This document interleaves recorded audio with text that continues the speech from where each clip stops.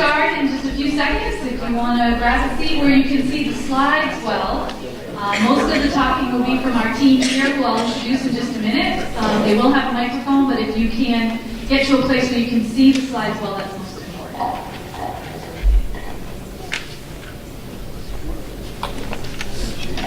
I am Dr. Alicia Cabral. I'm the superintendent of schools.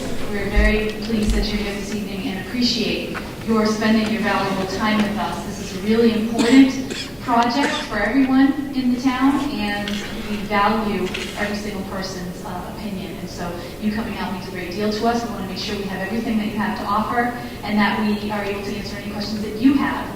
I will say that Jane Martin, who is currently a school committee member but also the chair of the school planning committee, is here this evening. I'm going to fold it over to her in just a minute. Before I did that, I wanted to acknowledge a few other people that are here. The school planning committee is made up of, it's a very specific committee that's made up of people as required by the Easton Town Charter, as well as the MSBA, which is the grant authority that we're working with on this project. And here this evening from that committee are, of course, Jane, but also Caroline O'Neill. I saw her come in. Oh, she's in back there. Okay, Caroline O'Neill, who of course is also a member of the school committee, and Billy Soberai, also a member of that committee, so thank you for being here. Also in attendance, of course, are Tom Broussard and Craig Barger, who are Board of Selectmen, and we appreciate your attendance as well. Thank you for being here and helping us share all this information. At this table in front of us is the team that we're going to rely on tonight to share a lot of information with you. Part of this project is to have an owner's project manager. Again, that's an MSBA requirement, and thankfully so, because it's a very elaborate process, as we've all learned. Representatives from PMA, which is our OPM organization, Chad and Walter, are here, and they will introduce themselves more fully once we turn it over to them.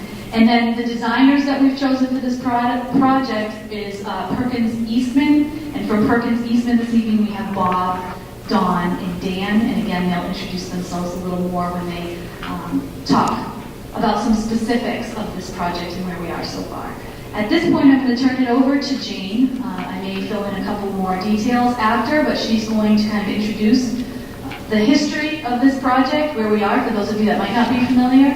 Maybe validate some of your understanding for those of you that have been following these kinds of projects in town, and then we'll get right to it. Thank you, Dr. Cabral. I'm going to apologize, first of all, to those of you who may have heard this already, but I'm going to start from the beginning for folks who may be new tonight. So, from my perspective, this project that we're talking about is the third and final phase of our town's willingness to look at and invest in our school facilities. 20 years ago, we built the school that we're in right now, Richardson Olmsted, which accommodates our grades 3 through 5. Subsequent to that, about 10 years ago, we renovated and expanded both the middle school and the high school. And our students moved into those new expanded and renovated facilities in 2008. And so now we're turning our attention to our primary schools. When I say now we're turning our attention, I really need to let you know that we've been looking at and talking about our primary schools for quite some time now. In fact, every year since I believe 2011, we've been submitting proposals to the Massachusetts School Building Authority, which is the state grant funding agency. It's the state organization that helps municipalities fund school projects. Funding school projects would be an extremely expensive thing for cities and towns to take on their own. So having the MSBA there for us is truly beneficial, and it's something that we've been able to use before.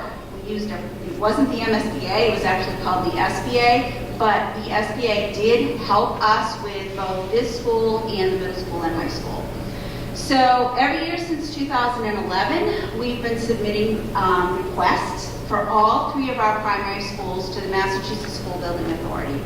In February of 2017, the MSBA told us that Center School had been accepted into the eligibility phase of their program.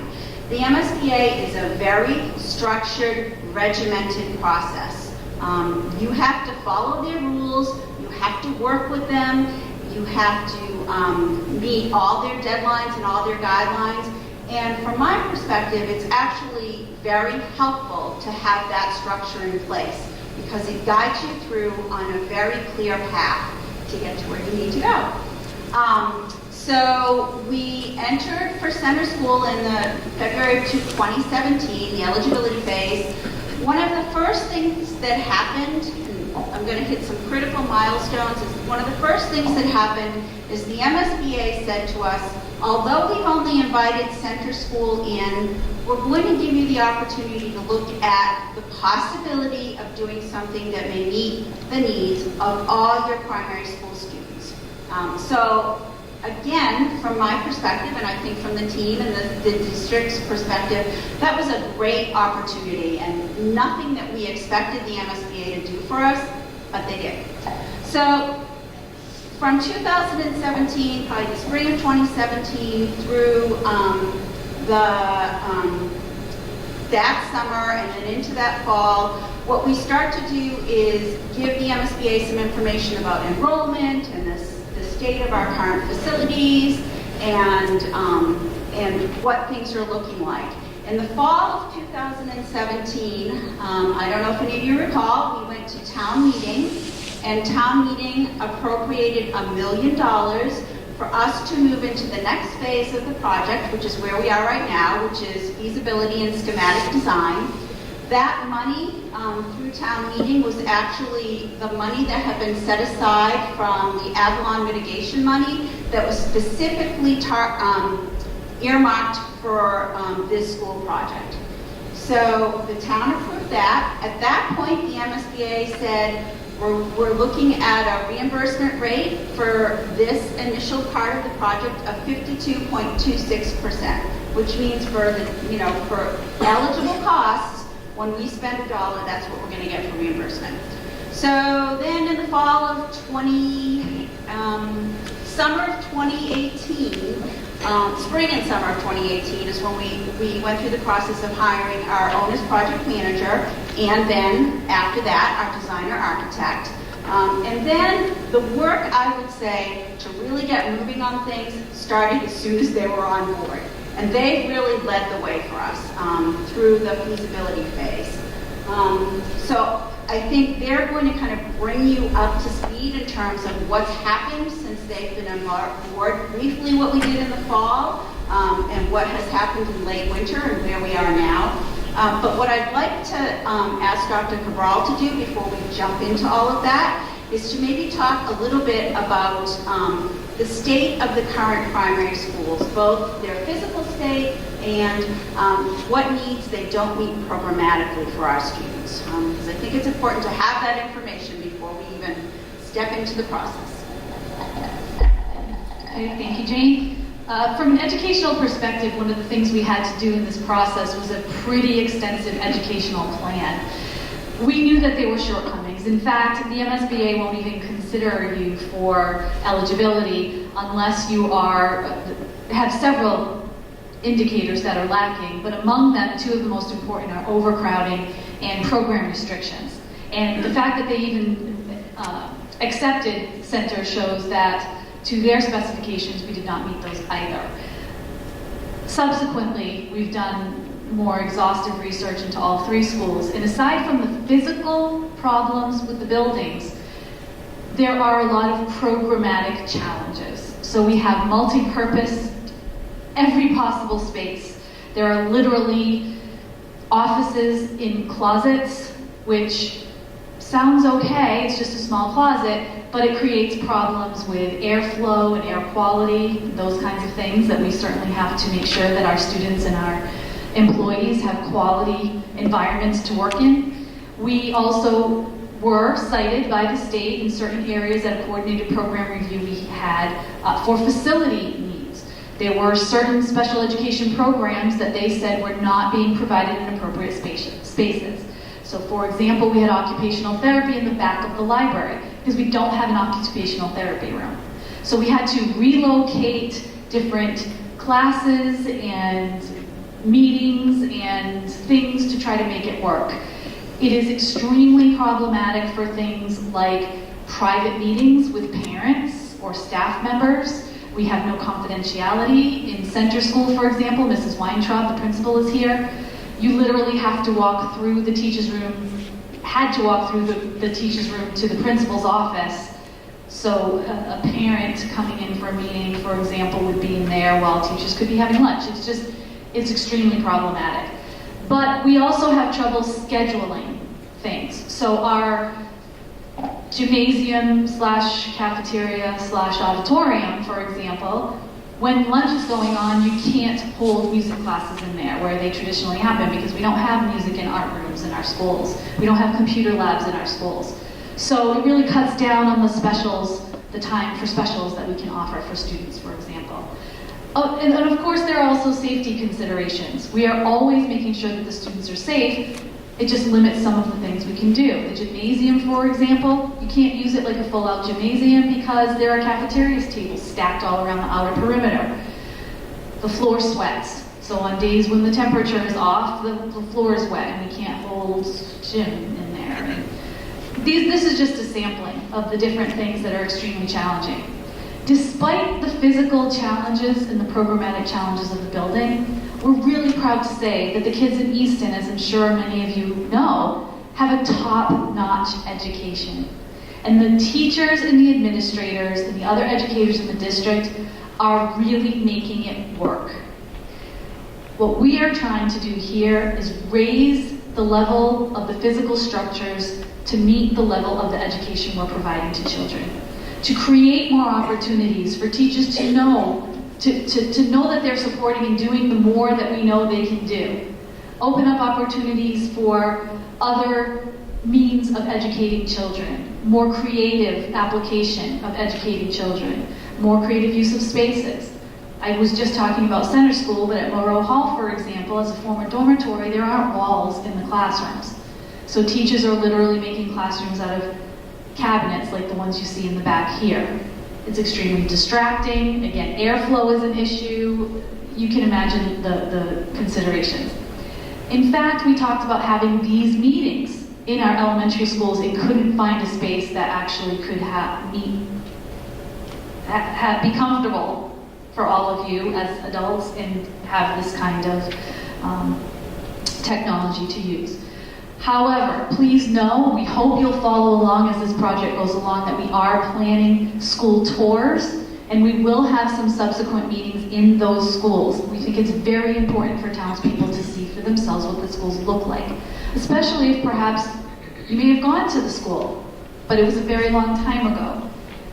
It was made very, very well for the needs of the 1950s, but not for the needs of today. We have walls that technology signals for our technology cannot go through. I could go on and on about it, but what I think Jane was trying to get me to get at was that we have some definite shortcomings, not just in the physical needs of the building, but also the programmatic needs and what we believe the residents of Easton want us to offer to their children. So at that point, I will turn it over to Bob from our Owners Project Manager Company, PMA. Just Bob? Okay, and Chad, who are going to start taking you through our presentation. We'll start and then hand off to my vision. That works. All right, good evening. My name is Chad Crittenden. I'm with PMA Consultants, the Owners Project Manager for the project. I'm here with Walter Hartley, also with PMA Consultants. So we'll talk a little bit about the agenda. So very quickly, we'll talk about the MSBA process, the project schedule, talk about the current options, the costs, visions, goals, what the next steps might be. So we'll start off with the MSBA process. So quick timeline of the project right here. As Jane had said, this all started back in 2011. The MSBA process that we're in right now started with the submission that was made in SOI 3 years ago. It was March of 2016 that ultimately led to this invitation. So this part of the MSBA process, the feasibility study, has two major steps. There's a feasibility piece and a schematic design piece. Within the feasibility piece, there are two submissions to the state. The first is called the Preliminary Design Program, and that is what we have just wrapped up. So the Preliminary Design Program, sometimes called PDP, is when we look at all the options available to the town of Easton. We look at land opportunities, we look at building opportunities, we look at renovation opportunities, repair opportunities. We lay them all out in detail and make a submission to the state and say, basically, here's everything that we've identified as a viable solution to satisfy the educational needs of the district. That submission went in mid-January. We have positive feedback back from the state. They're satisfied that all the options were studied thoroughly, and they've authorized us to move into the next step, which is called the Preferred Schematic Report. So the Preferred Schematic Report is now taking all those solutions and we narrow them down throughout this process. And that culminates in another submission to the state, which is due to go in on May 8th. So that will, it's a very large report, but in that report will be the one preferred solution with all the supporting backup explaining why that is the district's preferred solution.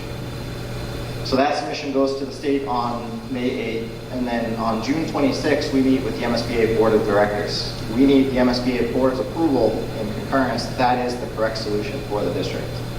With that approval, then we'd be authorized to proceed into the next step, which is the schematic design effort. Schematic design is when we really define the project scope and the project budget. Conclusion of that wraps up September 11th, and another submission goes to the state. This time we have a detailed scope, we have detailed cost estimates, everything specific to Easton's specific educational programming needs. Once again, we go to the MSBA Board of Directors on October 30th and we seek their approval. With their approval, then you're looking for district local funding approval. So from the MSBA meeting on October 30th, we have 120 days to obtain and secure funding for the project. Once that happens, the MSBA is on board and the project can move forward into detailed design and eventual construction. So the process, very, very complex, very detailed, but it actually works out very, very well, and it's totally centered around making sure the educational programming needs of the district are satisfied for the most economically viable and responsible solution.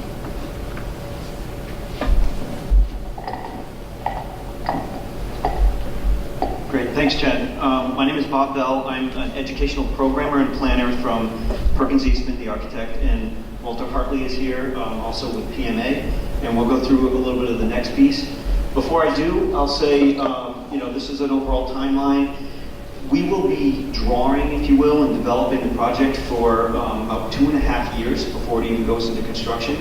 And at about the midpoint, 1.25 years, 1 year, 2 months, is a major milestone where it'll go to town vote. So it is a long process, but a lot of the important decisions are made up front. We've gone through a tremendous amount of the development and studies and visioning and goal setting already. And so that we expect within the next handful of weeks, the school building committee may be ready to select preferred grade configuration.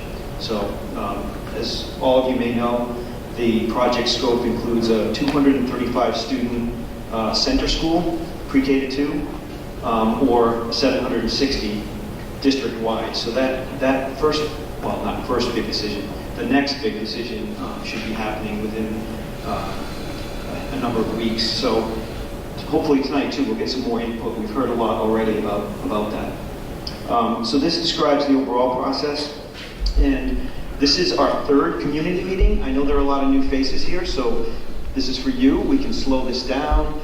I'm planning on giving a little bit of an overview, but at any moment we can come back to portions and speak in more detail. So it was in November, several months ago, that we last met as a community meeting, and since then we have established the educational program that Dr. Cabral spoke about, and that really establishes the goals and visions for the school. We've also developed the space summary. This is the needs, so the calculable number of classrooms, and Easton is unique. You have smaller class sizes, for example, than the state average. So we fought to make sure we could get the number of classrooms that are right for Easton, and so far that has gone through well with the MSBA. They have approved it. We've also developed a number of preliminary options, and we'll show you a little bit about what those are right now, and a little bit of an assessment has already occurred. The phase we're in is called Feasibility Study, so it's not actually designs, it's really just testing to see what works. And so through the first set of options that we developed, we were able to determine a handful of them are not even feasible. So we'll also go through that. We have started both a very preliminary traffic observation, but a more robust study is actually underway. And we know early on that it'll be an important part of the solution, that a traffic study doesn't just look at traditionally what's on the site and how you get in and out, but particularly in a district-wide option, we need to look at the whole campus. So we have a very extensive study that goes out from the campus and out into surrounding roads and tributaries into the area. So that's actually underway right now. We have submitted, as Chad said, the PDP, which is Preferred Design Program, and it has been reviewed by the MSBA. And we have also just recently had faculty and staff groups. So in addition to community meetings, school building committee meetings with officials and regulatory folks in town, we've also been meeting with the staff and with you as well. So to look quickly at the overall range of options, we've looked at 7 options overall. You can see 3 of them are faded out, and that's because in the preliminary assessment, these 3 were considered not feasible. But the major grouping is to look at the center school only at 235. Now that's 235 students. That's an enrollment that the state determines, and that is just for grades K to 2. So pre-K is in addition to that. And we've heard that part of the goals here are to emphasize a little bit more, increase the pre-K capacity, and look toward full day K and pre-K, so we're planning for that. So within these options, I'll just quickly describe, we have the center school addition renovation, which would be built on the center school site, and we can go into more detail about what that is. We also have new construction of a brand new center school on that existing site, and it's built behind the existing building. So add reno and new for the center school. We also have the add reno and new for a district-wide option, and this would occur on the Parkview site. So in this case, the existing Parkview school is substantially added onto. And in this option here, a brand new building is built behind the Parkview school. So this is kind of high level of what these options were. What we've done is through a series of meetings, we've listed out some of the statistics and assessed whether they meet the parking and circulation and educational objectives. So we have a list of pros and cons.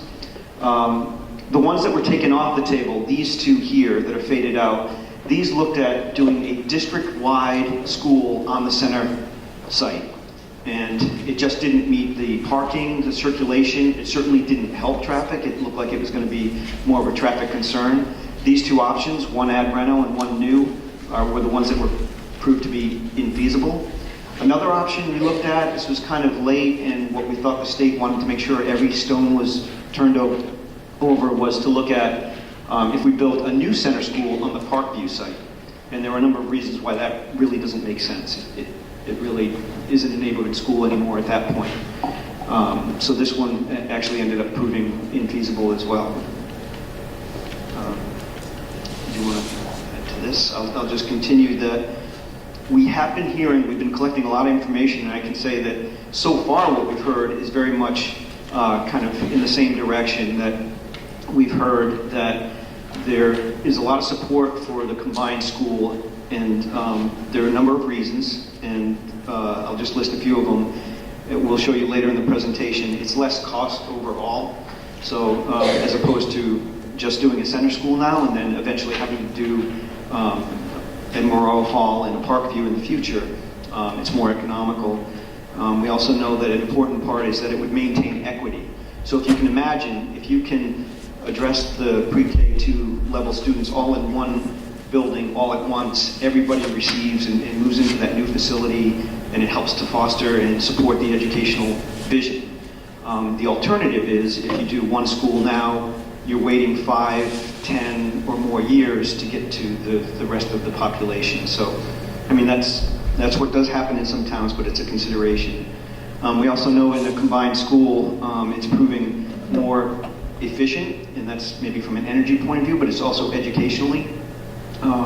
is of great value, and we heard a lot of comments from the faculty and staff about being able to have all the resources together for one school and for one grade group, that maybe even for the special needs students, that they can remain in the same school rather than having to move to different schools to get various programs or support, because that's where it's housed.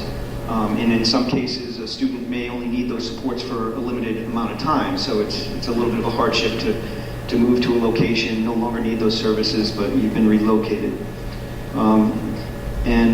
Those are just a handful of reasons. We also know with a combined school, it comes with some concerns, traffic being first and foremost among them, but also the scale, that to combine these schools, it's going to be paramount that the design solution is able to still feel scaled, appropriate, not overwhelming, that internally, that it can be broken down into small learning clusters where everyone is known.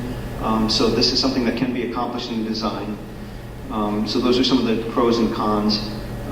We haven't heard, and again, we'd love to hear, we'll have moments of just asking for your thoughts and opinions, contrary opinions or just additional thoughts that we haven't heard yet. So that's an overview of this portion. So what was just passed out was 11 by 17 of the previous slide and also this slide. What we're showing here is a preliminary cost scenario option. This information that you see up here is not actual construction estimates. What you're seeing is a graphical representation of MSBA projects, the history of MSBA projects, which are available at the Mass School Building Authority's website. What PMA's done is taken those projects, stripped them down to basically just a building cost, so nothing outside of the site, nothing outside of demolition or anything like that. And we've taken those and applied them to the scenarios that you saw previously. The only difference that you're going to see in these scenarios is that we're also carrying base repairs. This is a requirement of the MSBA's to show you the base repair option, which is bring everything in the building up to code. They are intense projects that do take quite a bit of time to complete. You're working in an occupied building. You're probably phasing their renovations. They do get a little expensive. So again, what you see on the left here, the first two that are in the dark blue and the light blue are the first two options that were not grayed out in the last slide. The other two are also the combined district options. So what PMA's done is taken these options, and with the information that we have from the school committee, from the school planning committee, from the faculty forums, and from as much information as we can gather, we take that and we try to incorporate those into the historical cost per square foot and bring those to what we can bring as a total project budget. One piece of the puzzle that's not shown on here that is a large Excel sheet that the MSBA uses to determine the amount of the grant that Easton would receive. Easton's base rate is, I believe, 52%, 52.26%. That is not to say that 52% of the construction will be reimbursed. That is of eligible project costs. There is a rather long list of 30 to 40 items that are ineligible or only a certain percentage is eligible. That spreadsheet is something that we use all the time to develop these cost scenarios. So you'll see the potential district share of each one of those scenarios on the bottom and the potential grant amount on the top. You'll see that the center school only enrollment are about 31.7 million to 37.4 million on the single enrollment, while the district share on the larger enrollments is 65 to 73, 65 million to 73 million. These are not to say that these are final numbers. These are just high-level cost scenarios that we're able to use to compare MSBA projects, just straight building costs, and escalate them to where Easton would be bidding out a project. A couple differences between new construction and addition and renovation. Typically what we see on an addition renovation, including base repairs, would be the use of a procurement method called construction manager at risk. While it's a little bit more beneficial in a phased occupied renovation project, they are typically 5 to 15% more expensive than a hard bid general contractor, which is Chapter 149. New construction, something that we tend to see is a hard bid general contracting 149. So you don't have that additional burden on the town in a new construction option. The other piece of information that you'll see on the far right is the base repair options. These are done from information that, again, base repair options from the MSBA, but also something that has to be taken into account is that all 3 of these projects were not invited into the MSBA at the same time. The center school project was, so if you were to do a base repair of center school now, the additional escalation, including modulars for occupied renovations, are included on the Parkview and also on the Moreau Hall. So I think a couple of the big takeaways on this slide is you can imagine if it's a center school only project, again, it's addressing one school that's ad reno versus new. You would have to stack up kind of 3 of these and they'd be probably larger because they're in the future to deal with the entire set of pre-K 2 schools. And you can see, imagine that compared to just ad reno or new of the district-wide, so you would exceed the costs. And again, I'm recapping a little bit, but if you would just repair, this does not meet any of the educational vision. So this is just to fix what's broken. And you can see these costs for all 3 schools mount up pretty high. So it starts to put things, I think, a bit in perspective. Before we go on to the vision and goals and then get into some of the exciting components of the school, I just wanted to ask if there are some questions specific to some of what we've covered already. We can take a handful and then we'll move on. Yes? Just a quick question. Will do. Tom Broussard from Easton. Question on the last slide where you had mentioned the $86.5 million worth of repair for the 3 schools. I think you may have covered it, but that's just repairing the facilities themselves, not necessarily getting the facilities up to programmatic capabilities, which would require potentially further investment. And when I say programmatic capabilities, could you just expand for the audience on what that means and the difference between a new school that inherently does satisfy those programmatic needs and simply repairing the schools and what additional programmatic upgrades might be needed? Yeah, well worth clarifying. Thank you. Yes, the repairs here only fix things like broken windows, roof leaks, bringing the building up to code, handicapped accessibility, so it addresses those problems. It does not address specifically any of the educational goals. So when Dr. Kerbal talked a little bit about teachers or support services being in closets, that still would remain. Maybe the floor sweating would be fixed, potentially, as part of the basic repairs, but it would not right size the rooms. It would not allow the district to go toward full day kindergarten. It would not even size those rooms appropriately. So what we're trying to meet is the educational standards that exist. There's also a lot of things that are done educationally, intentionally to foster collaboration, having spaces for students and teachers to kind of work together. None of that would be provided. So you'd have just corridors with classrooms as opposed to vibrant, modern educational facilities. The list goes on and on. Right now, I'm sure you all know, you don't have dedicated art rooms, music rooms. So none of that would be provided in just the repair. And it's not covered, there's no reimbursement by the MSBA if you're looking at a base repair. So the program you're in right now is the core program, and the repairs are not part of what would be reimbursed. The MSBA does have separate programs for repairs, so there may be some level of roof or something that may be eligible, but that is yet to be determined. And it's component elements.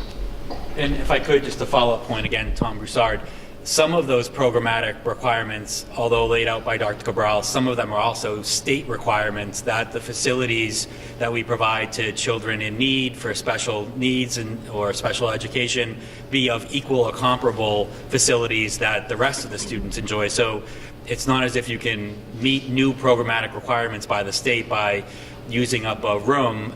Room has to be equal. It has to match the facilities available to other students. So while we're using a broom closet or a janitor's hall or repurposing a teacher's lounge, even that becomes problematic because we're running out of facilities that we could use that are equal or comparable to what other students are naturally getting. Is that a fair It doesn't point? preclude the state from citing us. Right. Everything could be fixed, but the state could still cite us for issues that we don't meet programmatically. Got it. Yeah, just Thank basically, you. because out on camera, the state could still cite you if you're not meeting those requirements in any new program, new facility, for example. The DESE looks very careful at a number of things, including to make sure the classroom sizes are equal or larger than other classrooms, that special education is dispersed, so it's not isolated in certain pockets throughout the school. There are a number of things that the state requires and are all good practice that maybe you can't accommodate now. So yeah, you can still be cited for the conditions you're in now. Thank you. So with that, we can also come back to more questions. We want to move on to some of the more exciting stuff and talk about, first remind ourselves what are some of the vision and goals for the project, and then you can see them built into the plan options that we have right now.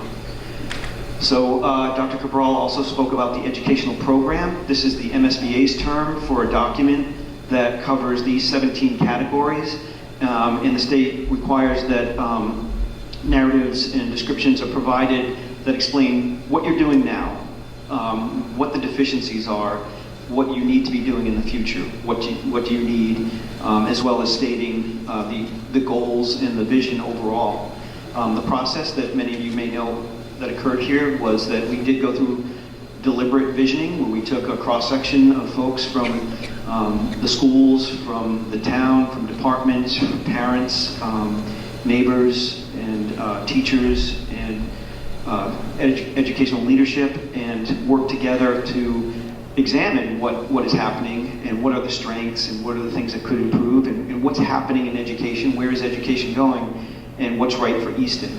And so out of that, this is way too abbreviated. I'd encourage everybody to take a look at the educational program and all the wonderful things that are described here to work towards a future-ready school, set of schools.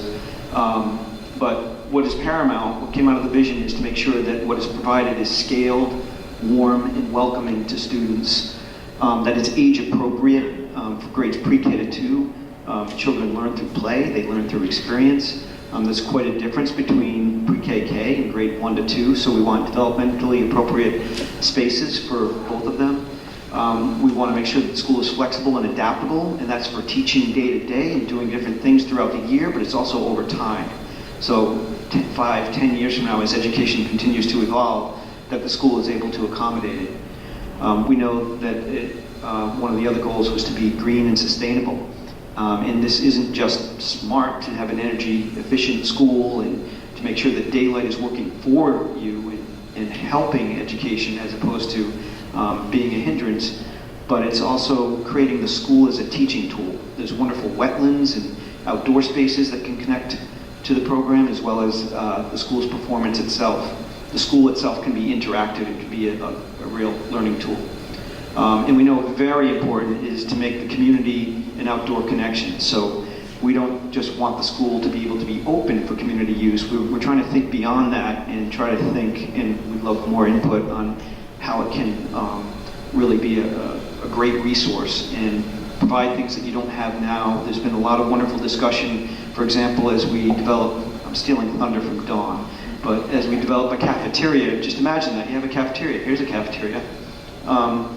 It can be set up so that it's not only multi-purpose and maybe has a stage open on one side, maybe that stage goes to another side, maybe there's a small kitchen learning lab, maybe it can be used for adult classes to teach nutrition, maybe it can connect to the gardens and your students can bring in carrots or whatever you might be able to grow and learn how to prepare it.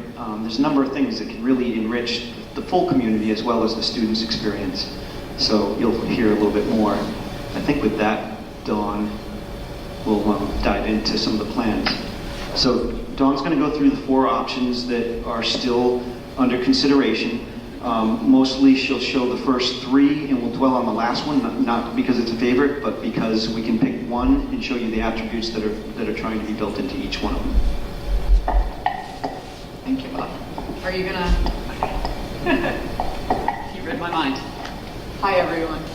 As Bob mentioned, I will go through each of the four viable options that are still on the table, and we'll talk briefly about, this is a recap of what's on the sheets that you have, so I'm not going to go through necessarily what's listed on the left, just so we can talk briefly about how it might be cited on the property, and then get a little bit deeper into the plan. So this is planning option C1. This is the 235 student plus pre-K at the existing center school, and this is the addition renovation option. So it's a little difficult to see, but there's a dashed line here that we would basically renovate a piece of the wing, and then the existing school that exists here now would be demolished, and we would build a new single-story classroom wing to the south. So in each of these plans, you'll see, you'll start to recognize that a lot of the graphics are similar, but we typically like to lay out the classroom wing for optimal solar orientation, as Bob mentioned. And what we like there is north and south facing windows. And what it allows is for north light is very controlled, and south light is controllable via light shelves and exterior solar shading. So what we have here is an existing renovated wing with kindergarten and pre-K classrooms, sized appropriately for state standards. And then we have a new addition that has first and second grade classrooms, again sized according to the state standards, with a central bar that is all the community space, the shared gymnasium, media center, cafeteria, new entry. And then also in each of these, you'll notice there's always a special pre-K and sometimes kindergarten shared, in this case because kindergarten's in this wing, shared entry for the parents to bring students in. We're looking for connections to outdoors. Here, often you'll see green, and that's any opportunity, as Bob mentioned, like say in the cafeteria, to share with gardens outside, have direct connections from the gym to the fields. And then we speak about playful journeys and journeys of discovery, and those are really the differences between pre-K and kindergarten, recognizing that they really learn through play at that age. And then discovery and journeys that are more collaborative and working on different skills at the first and second grade level. So that's some of what's happening here. And we're doing our best in a renovation scenario to make these, like for instance, this playful journey. You can see that it's a fairly straightforward corridor, not a lot of wiggle room through the journey, but we're working with what we've been given as far as structure is concerned. And then you can start to see here, we like to create pods or collaborative areas, and we'll give you some visuals of what those might look like later in the presentation. But when you see that, that's what these are indicating. Moving on to C2, this is also still the 235 student school plus pre-K, but this is an all-new construction scenario on the existing center school. So again, I'll point out, it's a little hard to see, there's a few things on top of it. This is where the existing center school is. This is Depot Street, just to let you know where you are in space. And then we would basically build a single-story addition in the back to accommodate, similarly, a kindergarten pre-K wing. And in this scenario, we're able to build all new. So really the pre-K is an isolated piece of the building that can interact with just those students or open up to the greater school. And then the kindergarten wing with, again, shared spaces all through the middle. The new entry would be to the south with the media center, and then, I'm sorry, I lied, there's an upper floor here. A two-story first and second grade wing. And again, the solar orientation is optimal. This is west to east, and our plans are always north, just so you know. North to the top and south. So you've got a main entry, you've got these journeys of discovery for the second and first graders on both stories, And then these playful experiences, and again, I'm going to get deeper into that as we're going to go through all 4 and then talk about some of these experiences in a little more detail. Moving on to the 260 student district-wide combined school plus pre-K. I'm sorry, 760, thank you. District-wide plus pre-K.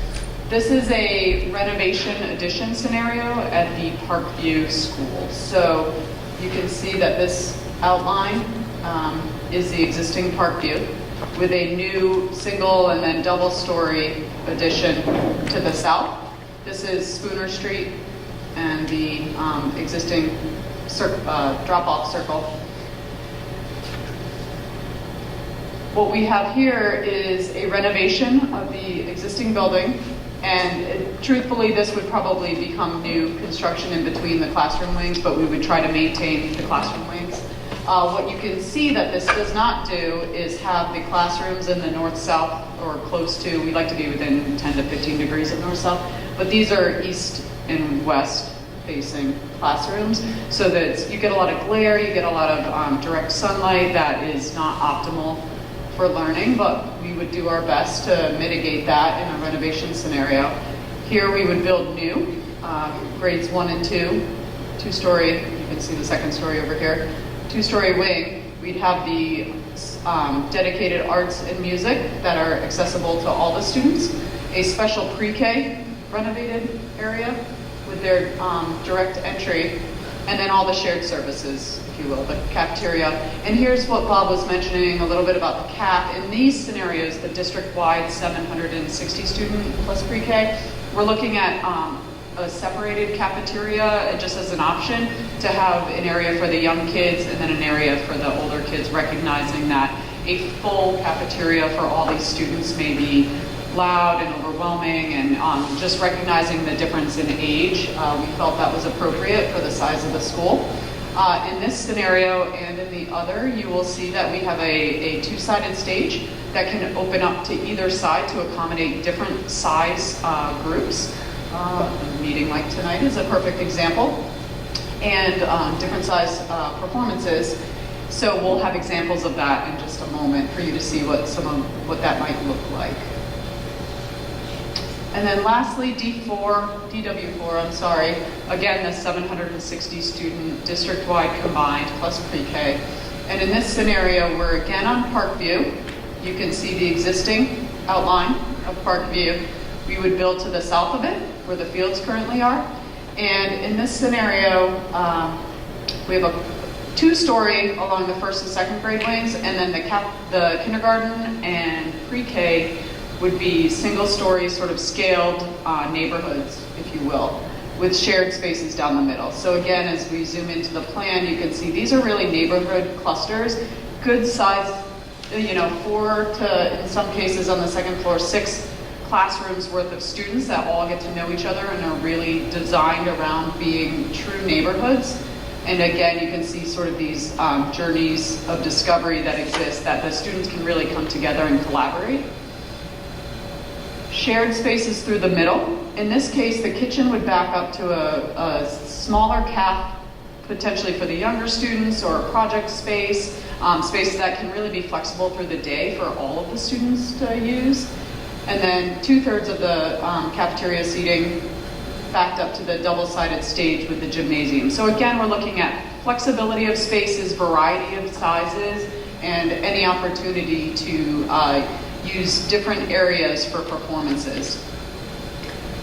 Here we have a separate pre-K entry, and then we have 2 pre-K neighborhoods, if you will. Again, basically 4 classrooms clustered around the space, and you can see that we can start to create these interesting journeys for the young kids and really have a separate wing for the youngest students. And then 3 clusters of kindergarten students, 3 neighborhoods, if you will, where they all get to know each other and have this journey throughout the school, and then share the space with the 1st and 2nd graders. We have dedicated art and music.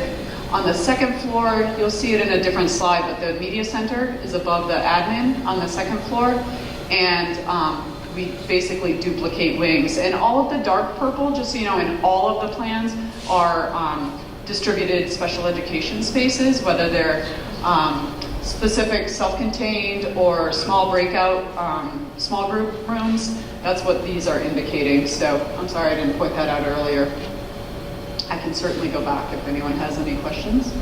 So again, we try to get all of these oriented north and south windows. The exceptions being some of these, and what's happening here is that these are around courtyards, outdoor courtyards that have direct connection to the outdoors, and we can really control the light that's entering in these because they're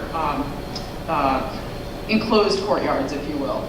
So those are the exceptions that we've broken our rule for traditionally north-south facing classroom windows. So as Bob mentioned, I'm going to use this one as an example to start to show precedent images and ideas about some of what we're describing. Not because it's a preferred option. These we'll do our best, especially in the addition renovation, to accommodate these in the other scenarios. So specifically, looking at a cafetorium, similar to the space that we're in, right, where it has a stage different than an auditorium that you might see at a high school. These are typically dual-purpose spaces that are both used for student lunches, but also performances, music classes sometimes, and school functions, if you will. These are examples of local projects where you can start to imagine the different sized cafeterias. The two-sided stage we spoke about, this is a scenario, this one happens to open to the outside, this one opens to another interior space, but this is a way of blocking off one side of the stage and being able to use it from either side, which is nice from a flexibility standpoint. I'm just realizing I'm blocking all your views, I'm sorry. But what's nice about this is it gives you the ultimate flexibility, and acoustically you can close it off and allow one side to be open or the other. The gymnasium would be right-sized for truly just gymnasium function and gym class, PE class, if you will. This one you can see has a closed-off stage, so you might start to imagine what that would look like when it's closed off and open to the cafeteria. And these spaces we like to have direct connection to the outside. You get some natural light without glare, and really make it a nice bright space for the students to get their physical activity. So looking at the curiosity and exploration and learning through play, this was something that we took from our interview, where we spoke about how the different age groups really are learning differently. And at pre-K and K, we really want to invoke curiosity. We want to get them exploring and manipulating and really learning through play. So as an example of that, we're going to look at one of these clusters and this journey, if you will, through play. And here are some examples where the simple act of moving down the corridor can be a learning experience, whether they're counting, whether they're doing ABCs, whether they're looking through. This is actually an opening into a classroom, or these are rock pillows, and imagine that you're on a ship, and as you journey through, you can do things with materials to really identify where the students should walk versus where they can pull off and kind of explore. So for the youngest students, we're recognizing that play is really how they're still learning at 4, 5, and 6 years old. So those are some examples of that. And then these are the classrooms by which we would design. So these are really zoned for different activities. And there's a STEM area where the kids are really doing projects and getting wet maybe and exploring snow on a day like today. There's arts and crafts, and there'll be a sink there that the students can really get dirty and paint. There's also a reading nook. Often those are in the corners. You might have natural light and windows and connections if a student needs to step aside and take a breather and look through a book. These are all opportunities that we can create in both the pre-K and the kindergarten classrooms. For the first and second graders, recognizing that here they're really developing different skills. They're problem solving, they're working in groups, they're developing fine motor skills. So this is the act of encouraging the discovery for these students. And here we're recognizing that it's a little more collaborative and it's a little more like a traditional school setting where you have, this is an elementary in Newton that we did, an elementary school, and this is actually in the corridor that connects 4 classrooms. And what this allows is for students to break out and do group work, to have, you know, interaction with students that are within their pod, if you will, within their neighborhood, and give the teachers a little more flexibility and breathing room to do different activities both within the classroom and the corridor. You can also teach and learn. There'll be whiteboards and surfaces that students and or instructors can use. And then these classrooms are a little more like what you would see a traditional classroom setup. But what's new and different is that they have flexible furnishings. They're easy to manipulate. The students can bring four desks around and do group work. They can do individual work. There's always connections to the outdoors. Natural daylight, we like to bring it in high, nice bright spaces, comfortable spaces, no glare for the students to learn. And each of these are set up again in clusters around the previous slide that described what the corridors might look like. And then lastly, a modern day media center. We like to create a variety of spaces. It's not just about the books, it's about, you know, places for students to individually break out, listen to a book on tape. There's reading areas, there's direct connections to the outside, natural light, there's group areas, and then of course your traditional stacks, and oftentimes we might do maker spaces and places where students can use technology to enhance their learning experience, not just through read books. That's where we are with the plans. And before we go on to next steps, we wanted to ask any thoughts or comments on some of what the options are showing in the plans. Welcome any ideas. Yes? Please. Hi, just going back to one of your earlier points about sustainability, is there any plan to make the building LEED certified? And if not, why not? Thank you. Absolutely. It's not only, it's an excellent thing that, again, talking about how the state is looking for. They're investing in this too, and they want to make sure that this is a school built, purpose-built, flexible, adaptable, and they require LEED or equivalent certification. So there are a number of ratings. For people who don't know what that is, I'm sorry. can you I'll explain that. what that is? So it's basically a measure. It's the most widely known measure, LEED certification, of having a sustainable or green school. So within LEED guidelines or requirements, they have a number of categories like site, water efficiency, energy efficiency. I said bless you. Oh, bless you. That's not a category. But the idea is that it's a rating system to garner points, and it's really less about points than it is to, create a well-balanced school. And different communities, an urban school is different than maybe a suburban school. So there are ways that just having less car traffic, taking advantage of public transportation certainly is a way for an urban school to earn points, and in a rural school, it's thinking of everything from the color of the roof, so you're not creating heat island effect, to certainly controlling water, and in all cases being very efficient. So we are aspiring to go, I believe, beyond LEED and get to silver or higher. I can tell you that at the stage we're at right now, it's just feasibility study, but what you need from your architect is for us to be planning ahead. There are some things that you have to build in very early, and that's the basics of good solar orientation. So it's very easy for a designer to give up and say, well, gee, it looks better if it's parallel to the street. We fight hard to make sure that we maintain a good solar orientation. And then the next thing that'll come is when we get into more detail, making sure that we're investing in a quality building envelope. So that's the roof, walls, and windows, because systems will change over time and they don't last as long as the building, but if you create a good winter jacket for the breathable winter jacket, you can keep heat in, you can keep cold in, whatever you need to do, and it's more efficient. So we're starting at the very early stages. Just touch on the MSBA incentive on that. Yeah, so the MSBA incentive to achieve LEED Silver, but specifically, I forget the number of points, but to focus on energy efficiency.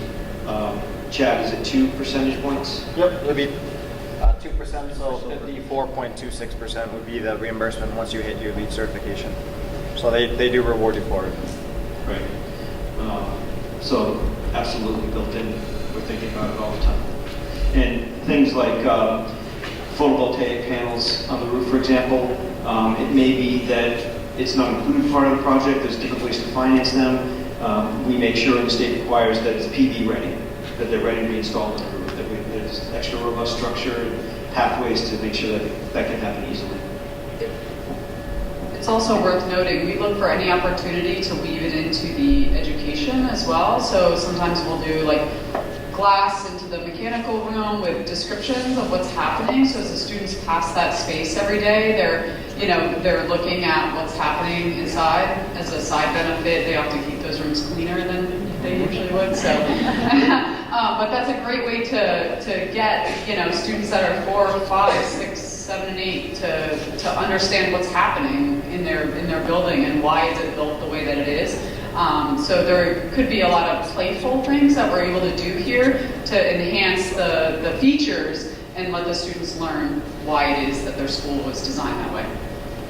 And in a similar vein, anticipating the question, safety and security is similar, built in. So there's a lot of things that we're doing just at the very early planning stages, and it's the basics of how you position administration for good visibility, not just within the school and who's entering the building, but out to the parking lot. And to where students are arriving, to make sure that there are, kind of natural supervision of all areas of the school.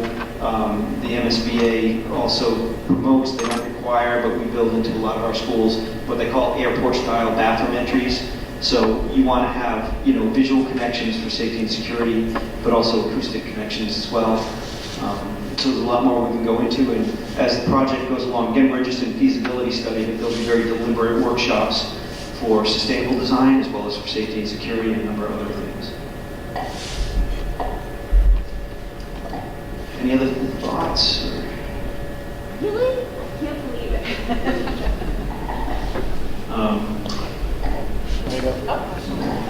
Yes. Can you? I'm going to make you come up and talk into the microphone so it can be. Oh, you can use this one. Short of that. We'll share. I know it's just a feasibility study, but what would you be breaking ground?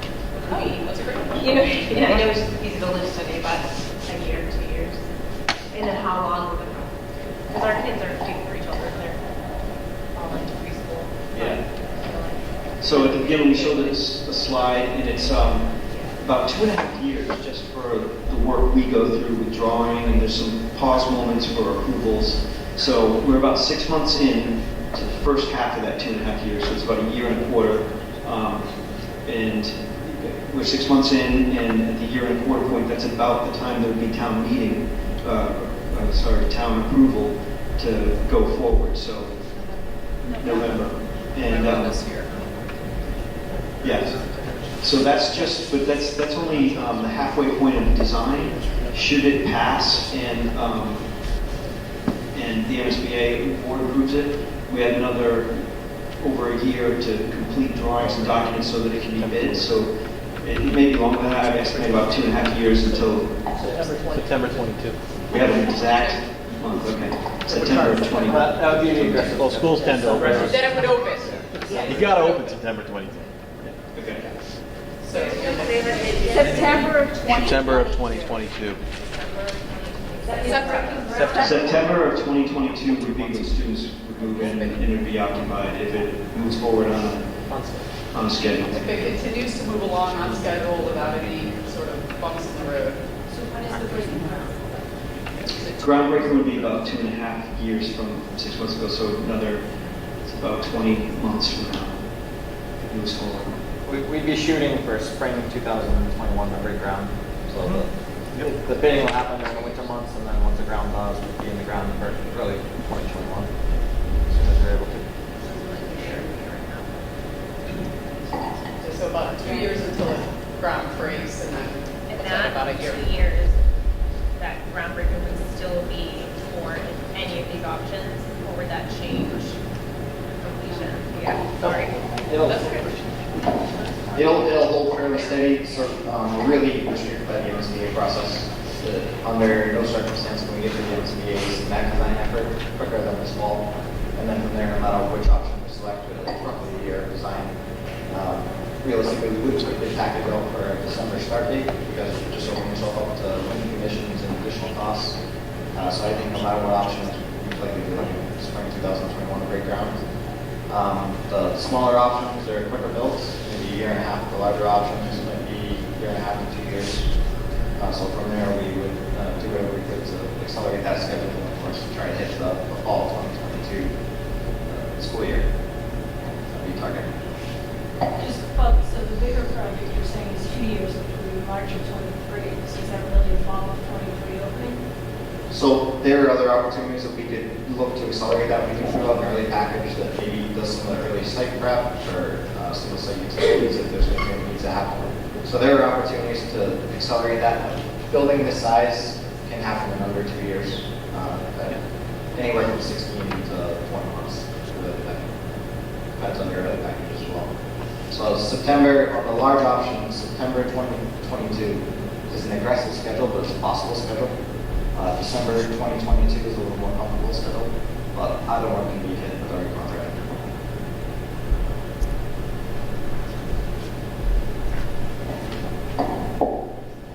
Yes.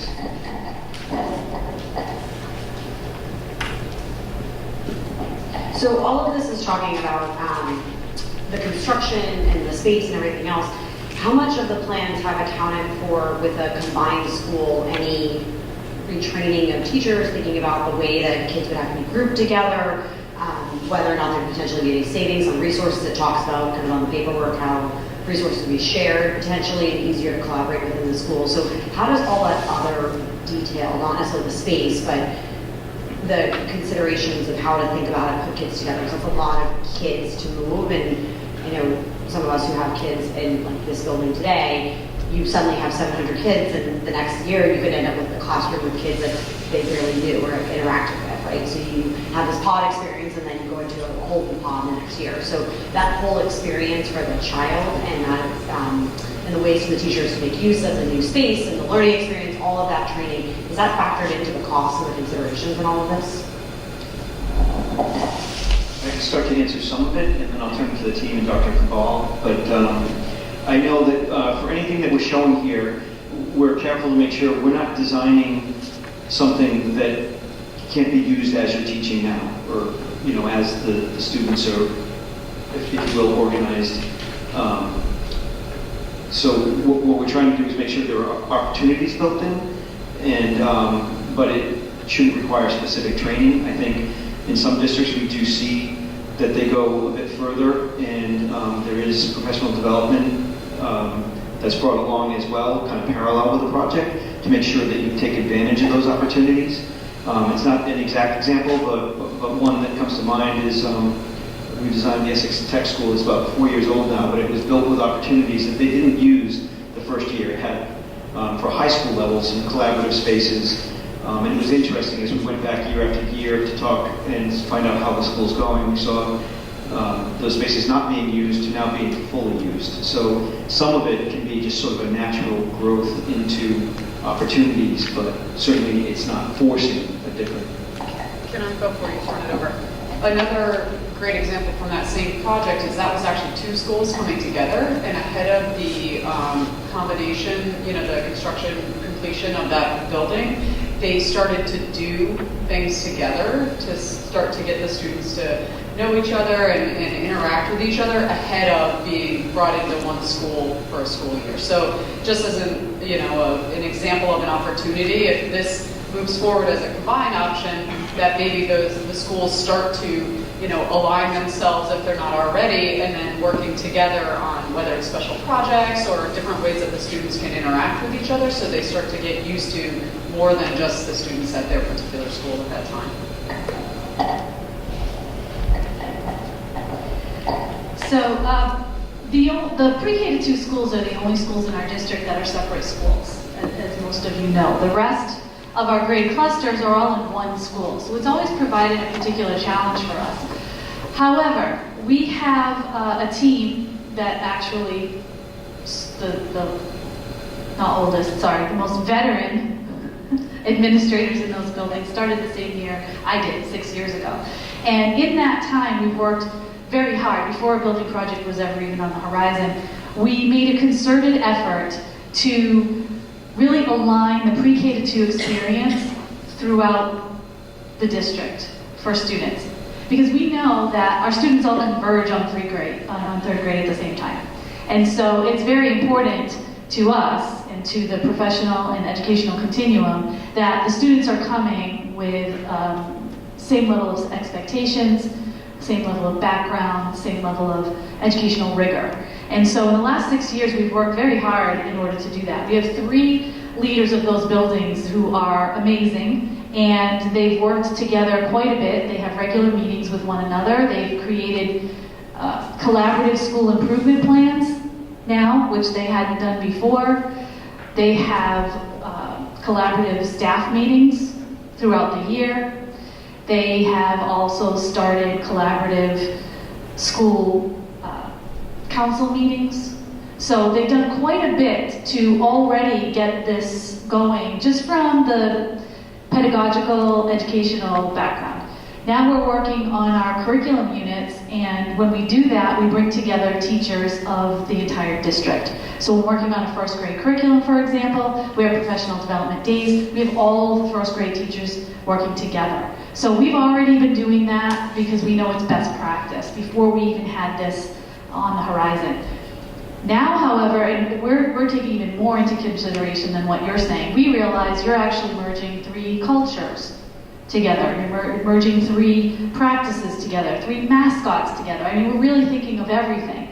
And it is going to take some time. We're definitely paying attention to all of that.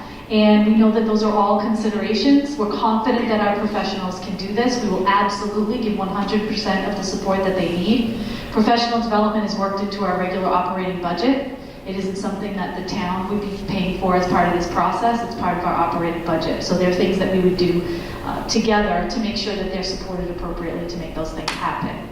In terms of the students, one of the very first things we said, not only as a district leadership team, but also as the school planning team, we're very excited when we found out that all of the representatives on the school planning team had the very same commitment from the first meeting we had together, and that was, if it were ever going to be a district-wide building, we absolutely paramount had to make sure that scale was respected and that small learning communities were a priority. Because what we don't want to do is create a monster school that we're throwing a bunch of students into. You're already seeing the design that's making that possible, and then there are things that we can do as a professional staff to make that more amenable to the students, more of an experience that would bring the whole scale down for them. So we already have things in place. We're working on many more. It is possible.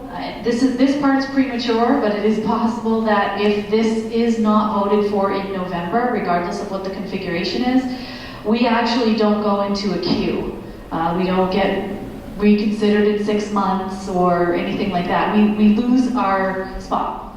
We give it up. And we have to then apply year after year. And the way I explain it is we basically, I used to teach high school, so I always used to counsel students who didn't get into a particular college, and I tried to tell them, and it's true, you could send that same exact package and change nothing except the date on the top. 1 year you get accepted, the next year you get waitlisted, and the next year you get denied. And that's because it's norm referenced. You are compared to whoever else is applying that year. And so the competition, so to speak, it really is a competition for limited funds, changes every single year. And as a person who used to work in a city with schools that were over 100 years old, I know that all those other schools that are in the queue are just getting older and older and older as we're considering this. So it's taken us 8 years to even be considered for one school. This is something that would go away, and we would literally start over from scratch. And not just in time, also the finances that have been put into this. This feasibility, you can't photocopy the feasibility and schematic design. MSBA has you do this all over again. So the $1 million that was appropriated by town, that would be done all over again as well. So I'm not making it doom and gloom or anything, but it is very important. We certainly respect the wishes of the taxpayers, but we want to make sure that all taxpayers are paying attention to that and making a choice, knowing all of the facts. Any other thoughts, questions? Yes. I was wondering why in the DW2 and the D... sorry, I have a loud voice.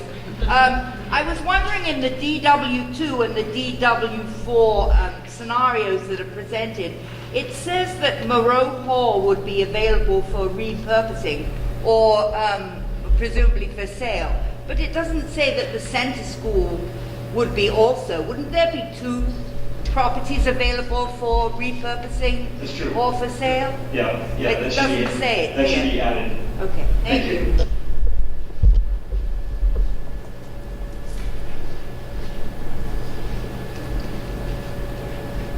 Okay, so what I will...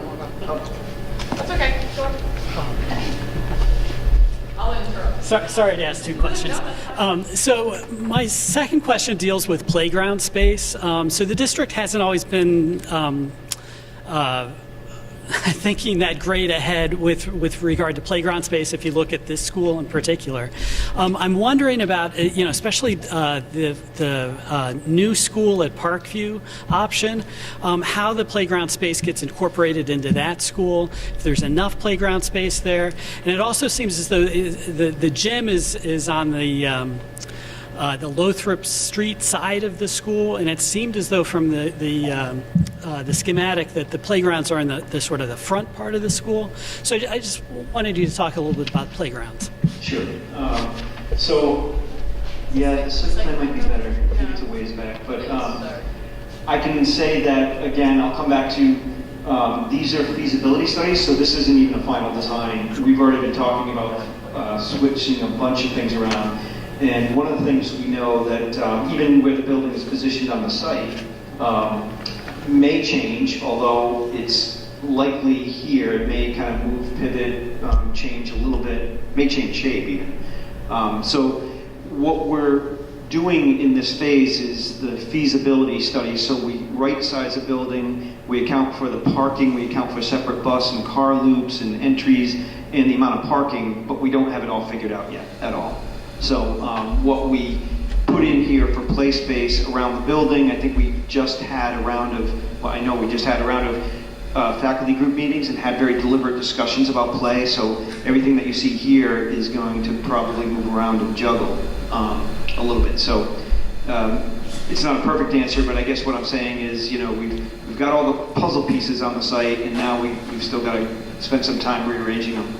I think as far as the amount of play space and planning them, we will, again, as we have sustainability and safety and security meetings, have very deliberate meetings about play, the types of play, age-appropriate play. We've started discussions about where they need to be for visibility, supervision, and even for community access. So if we have softball fields, it's really nice to have playground space nearby for families that are bringing a lot of kids or additional kids. So that's all going to evolve quite a bit. We took a look. There's not exact square foot standards for play. There are no square foot standards for play other than pre-K. So we did look at some precedent projects, and we looked at what you have now and kind of averaged it on a student per square foot basis, and came up with an estimate of what seems to be a reasonable amount, and that's what we've used as a guide so far. And it compares to other schools that have successfully been completed and have purpose-built play. So I think we've got an allowance or the right amount here, so it'll evolve. 2 points. One is the gym, in theory, would have connection to a couple, everything that's sort of a yellow amoeba, for lack of a better word, those are considered the play areas. And so the gym, in a perfect world, has a direct connection, or at least a convenient connection. It's also worth noting, and we brought it up in our interview, and our intent is to follow through with that, is to potentially have themed play areas so that students can have different experiences, and there would be age-appropriate equipment for them. But building on the history in Easton agricultural history, the natural resources, and then the industrial theme. I think those were the three themes that we had integrated into our interview. If anyone has the ability to pull that up, that's some of what we talked about, and sort of weaving the history of Easton. We always try to make buildings appropriate for the space in which they are occupied. So in this case, Easton is so rich in history and architecture, and I was noticing the clock as I came through town, the little shovels on the clock. I'd never seen that before. So all of this is important to students who grow up in Easton, and the intent is to have different areas with different themed play that relate to the town's history. Yes.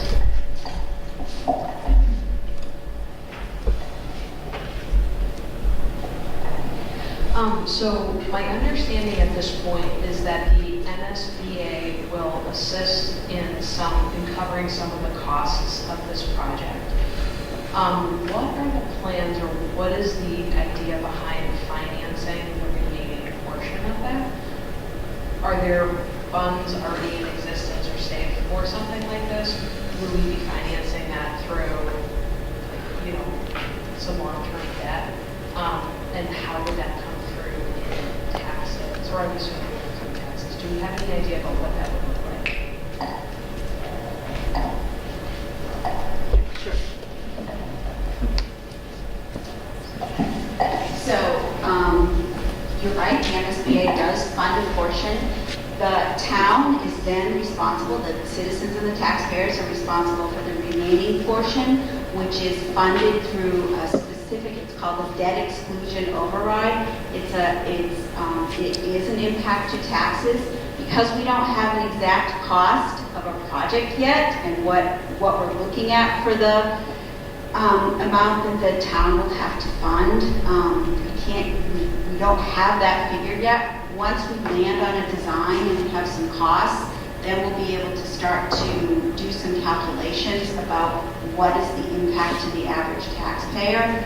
So right now, if you're a resident and you're paying taxes in town, on your taxes, the debt for the middle school and the high school is still right now on your taxes. Also, this year, the debt for this building that we're in is about to come off your taxes this year because this building will be paid for. So it is funded through the citizens, which is why actually when we've talked about town approvals, we've heard it referenced tonight when we get town approval. What we're talking about for town approval is an approval at town meeting and an approval at the ballot box that supports this project, which means I'm supporting the debt and the authority to for the town to take on that debt. So that's how it's handled. I'd love to be able to give you an exact what the figure is yet, because I know as a taxpayer you want to know what that is, and you need that information to help you make decisions. But we're not quite at the point where we have those figures yet. September. It's probably worth pointing out, I think it was said at the beginning of the presentation, but any of the costs that you see up here now are relative. So based on what we know or don't know now, we've been kind of evenly comparing the costs, but they're not the actuals. I'm going to add one thing. So here's the other piece of that, which isn't necessarily related directly to your question, but all of the 3 primary schools right now are in tremendous disrepair. Well, am I exaggerating? No. They're in tremendous disrepair. Those costs are coming to us anyway.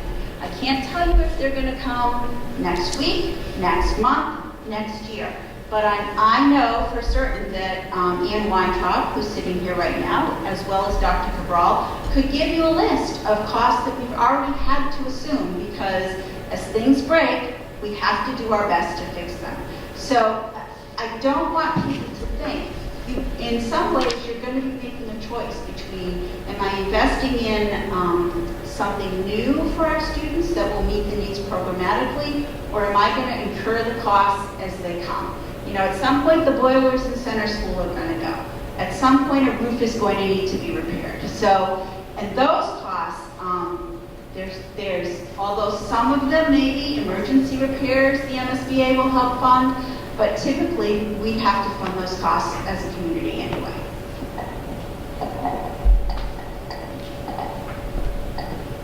Okay, I'll just wrap up with next steps. So as we move forward, we've got a series of meetings planned.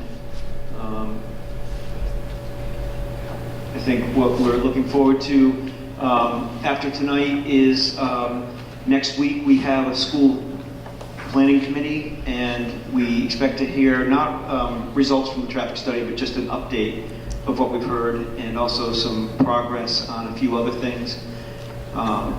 We expect that weeks after that, the beginning of April, there'll be another SPC meeting, and that's about the time we would imagine the selection of a school configuration, whether it's the small or the district-wide, would be made. We'll have a community forum again a little bit after that in April. After the configuration is selected, we'll be able to develop the plans in a little bit more detail, including even resolving some of the things that we've heard tonight. And we'll do our initial round of actual cost estimating for those options that would remain. And then ultimately at the end of April, the school planning committee needs to select the preferred option. So even if we select a configuration and say it's district-wide, we're still looking at reno versus new. And so we'll have to have that selection at the end of April, so that then we can submit our report, preferred schematic report it's called, at the beginning of May. From that point, the MSBA takes it over and reviews it. The MSBA board has what they call a Facilities Assessment Subcommittee meeting. That's where board members from the MSBA take a look at, and they already have been taking a look, but it's a chance to have a conversation with them about the educational program and goals and how well the preferred solution meets those goals. So it's a little bit of a vetting process there. And then MSBA board approval would be in June. From that point, we would move into, we'd have one option selected, and we'd move into schematic design, and we'd go from June to September, developing that one option with enough detail and scope, room layouts, everything to put a real solid budget to the overall project, so that it can go for scope and funding and the votes in the fall. So do hope everyone will join us again. This is a great turnout. I thank everybody for coming, and I don't know if there's any closing remarks. Thank you. Just a couple of things. First of all, I know it's frustrating to not have that dollar figure. Believe me, we've been frustrated. Well, why aren't we getting the traffic study? That's going to help the school planning committee, decide if it's even possible to do a particular site. The thing that's very important about this process is that they can't do those kinds of studies for every possible configuration. It's not financially prudent. You can see all the professionals that are here this evening are all working on this. There's no way we can invest all those resources in that funding to have this level of detail and be on our timeline for every single configuration. So what we've been doing as a school planning committee is taking the educational plan, taking the site, the test fits, taking all these different pieces of information, and without even making choices really, things are falling off as not being feasible because of the land space, because of what's there, because of the amount of parking that's available, because there'll be no play space left if the building is there. So some of those things are just falling off. Once we are able, we're down to 4. We started in, teens at least. Yeah. Double digits of options. Now we're down to 4. Once we get down to 1, that's when the designers and the architects come up with the very specific information that you need as a taxpayer to know what it is going to cost. They can't do plans for 4 different designs, both time and money. It just doesn't work.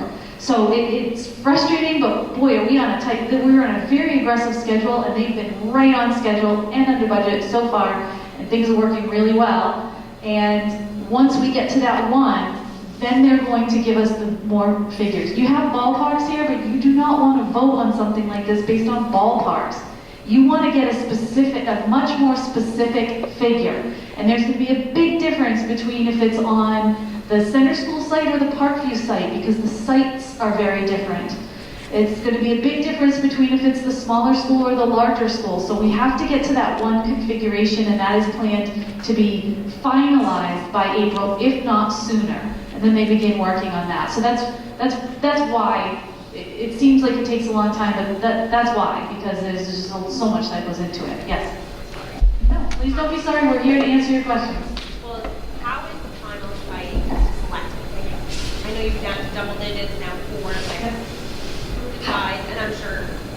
How is the final site selected? So that is the responsibility of the school planning committee. And I've told you before, that it was a prescribed enrollment based on the town charter and MSBA. It's got parents, school representatives, members of the finance committee, board of selectmen, town administrator, community members, people who have architectural engineering experience. It's very, very specific for a good reason. We've gotten great feedback from them and things we never would have thought of.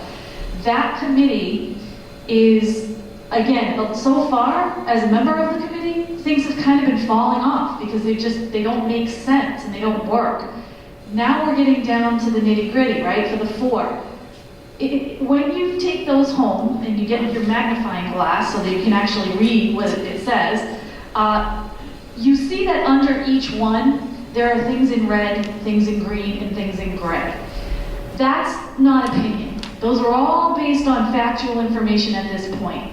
Whether it satisfies the educational plan, the requirements of DESE, the Department of Education, of MSBA, which has regulations on sizes of things and space for classrooms and so forth.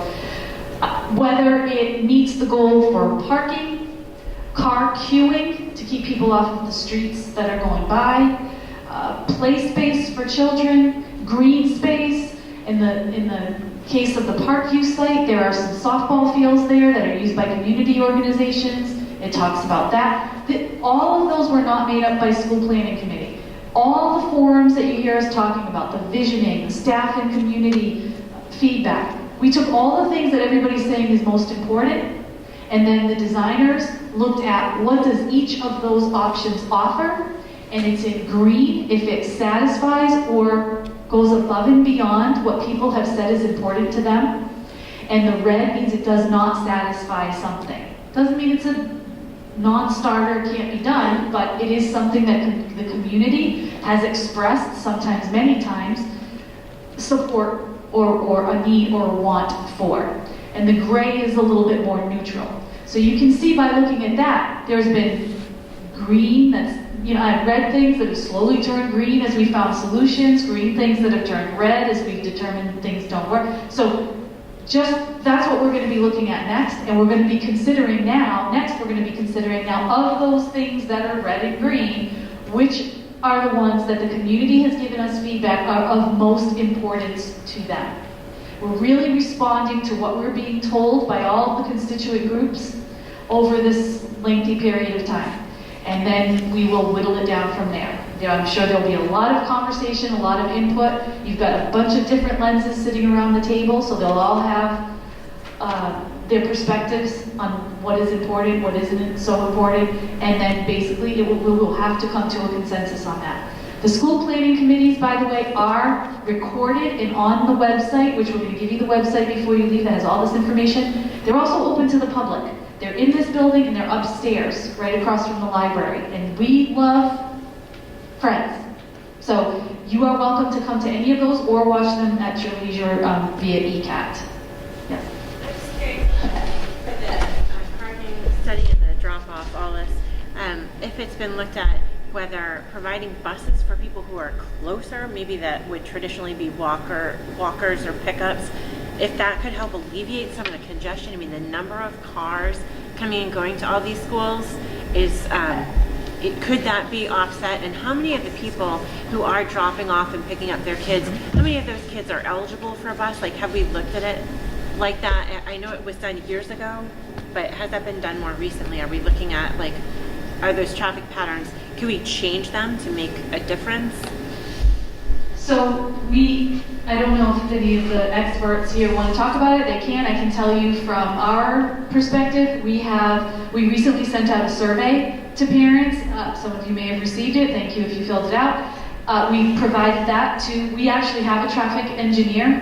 One of the things as a person who was on the committee that saw the designers present at the interview at the MSBA in Boston, what really impressed us is they knew from the get-go before they even met us that traffic was an issue. And regardless of sites, both of the sites are a nightmare right now. So they're the only firm, and this isn't the only reason, but they're the only firm that brought a traffic engineer with them. And they expressed from the beginning that they knew that traffic was going to be something, regardless of the configuration of the school or where it was going to be. And they have had their eye on that the whole time. We provided them with the information. Questions were things like, if it were at this site, would you send your children via bus or would you drive them? If it was at this site, what would you do? So that's just one example of what we've been doing to get some information. We've also talked about, we have what we call tiers. We have a 3-tier system right now, or 3 different times that the buses go through the district, pre-K to 2, 3 to 5, and then 6 to 12. We've talked about potentially changing the tiers. So yes, this is all part of it. And that's why on the Center Street is pretty straightforward. Center School on Depot Street is pretty straightforward. Parkview, not so much. Yes, it is possible for reconfiguration of traffic patterns at the other school that would alleviate things at this school. So that is why the traffic engineer they're in the middle of the study right now. It's an 8 to 10 week study, so it's quite in depth. And they are looking at the entire campus, including, he said in some cases up to 2 blocks out, to see if there are, as Bob said earlier, any tributaries that come in or other roads that can be developed on the property or so forth. So it's going to be a very comprehensive study. We have no idea what the results are going to be. We've been very excited to see that. But we couldn't, for the same reasons that we can't give you the exact precise number until we have one configuration, we could not go into an in-depth, costly, time-consuming traffic study on multiple sites. We have been looking at Parkview now, and so we should be getting that information in the next several weeks.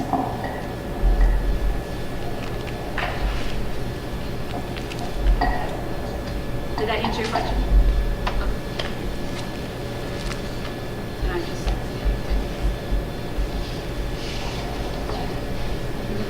Oh, okay.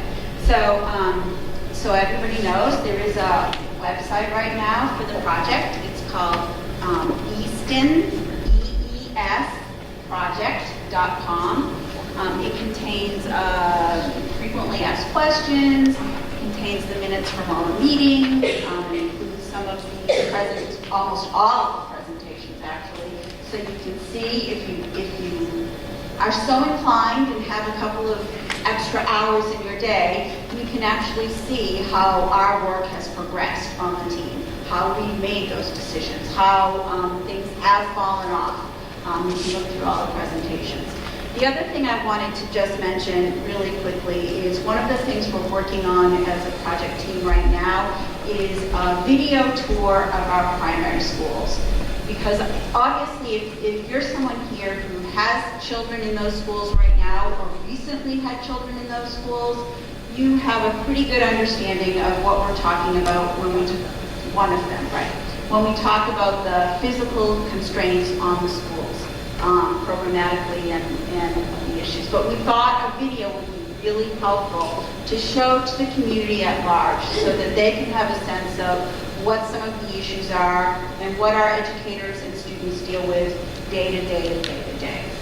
The other thing that I wanted to talk about a little bit is I appreciate so much that everyone is here tonight and willing to find out about the project. But I have to tell you that in order for a project like this to be successful, it takes a huge amount of community support.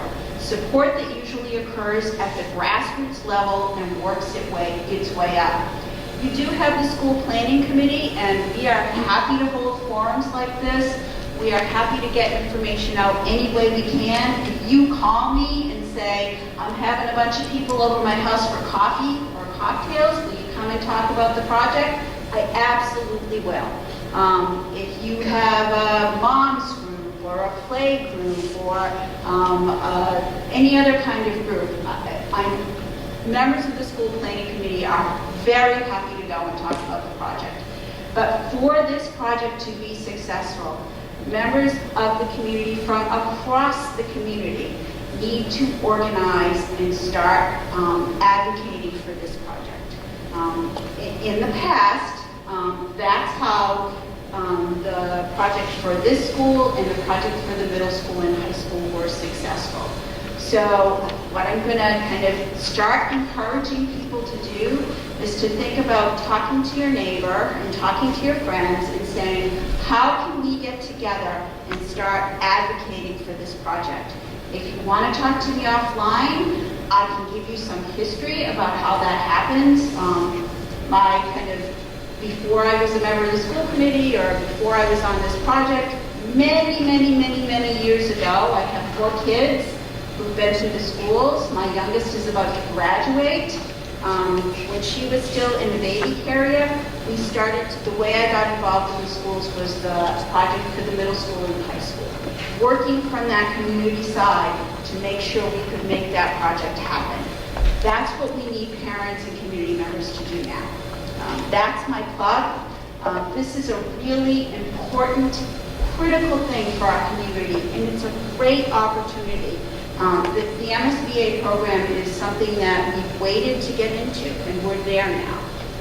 I think as a community, we would look back with some regret if we weren't able to move this project forward. I don't know if you want to say anything else, Dr. Cabral? I just want to express my appreciation for your coming. We have been working on this tirelessly for 2 years now and feel as though we're putting out a lot of information, but we still run into a lot of people that say, what new building project? And that's really the last thing we want. We want to make sure that everybody is very knowledgeable about this.